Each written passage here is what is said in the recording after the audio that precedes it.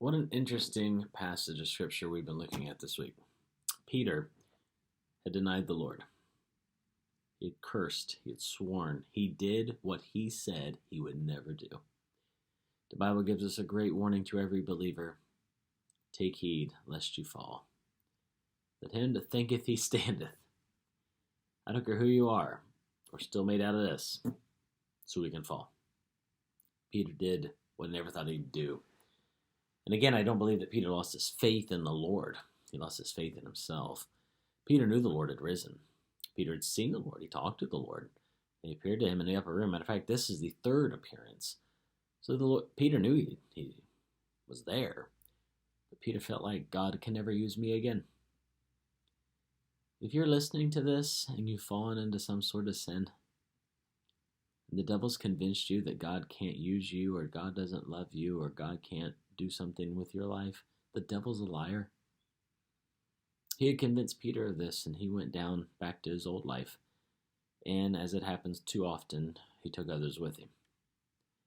But the Lord came to him. The Lord reminded him of the coals. He reminded him that we're all sheep and we need a shepherd. Peter acknowledged, he saw, he knew, he went back. If someone's going to get right, they have to address the issue. Get it right. Repent, confess. But then the Lord said, come and dine. And no one said nothing, and no one moved. No one even went.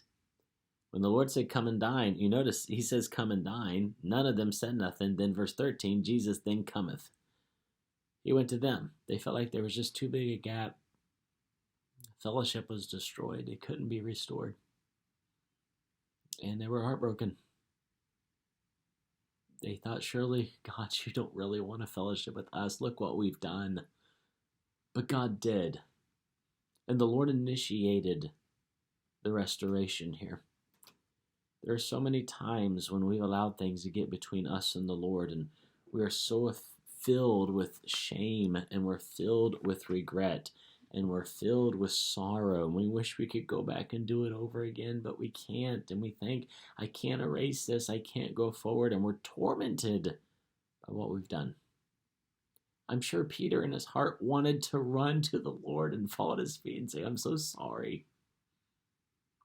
But he just couldn't.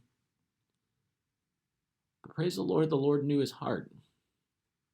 Because the Lord wouldn't have ever restored if he didn't know his heart. I heard one preacher say one time, the Lord is the great physician. And he is. Praise God, he makes house calls. And the Lord went to Peter. He said, come and dine, but Peter didn't move, so the Lord went to him. Thank you, God. He said, I'll come to you. It says, and the Lord cometh and taketh bread and giveth them and fish, and likewise, this is now the third time that Jesus showed himself to his disciples after that he was risen from the dead. He comes and refreshes them. They sit and they eat the fish, they eat the bread, and they talk. He reveals himself to them, and they know now this is the third time that the Lord reaches out to them. He revives them. From this point on, the disciples' heart's different. They're ready now.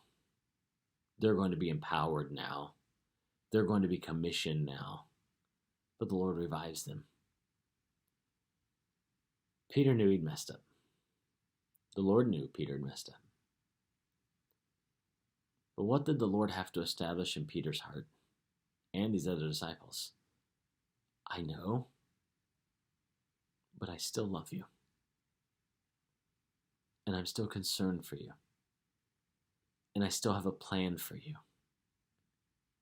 I still want to fellowship with you. Too often we, as believers, when someone falls into sin, we want to pick apart our brothers. Like vultures come and tear things apart. That's not our ministry. Our ministry is reconciliation. Our ministry is to restore. People need to know they're still loved.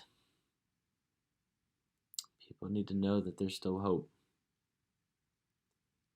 People need to know that God still loves them and still wants to fellowship with them. Again, I'm not belittling the qualifications. They're still there, and there may be some things that we can get involved in that we may lose the qualification of being a pastor, but you can still serve the Lord. And people need to know that God still loves them. And it's at this point, now that Peter is sitting there and talking and probably laughing and smiling and eye contact and the relationship is restored, now the Lord's going to get Peter busy again. And he looks at Peter after they had dined. And he says, Jesus saith to Simon Peter, Simon, son of Jonas, lovest thou me? What's the Lord doing? Next week.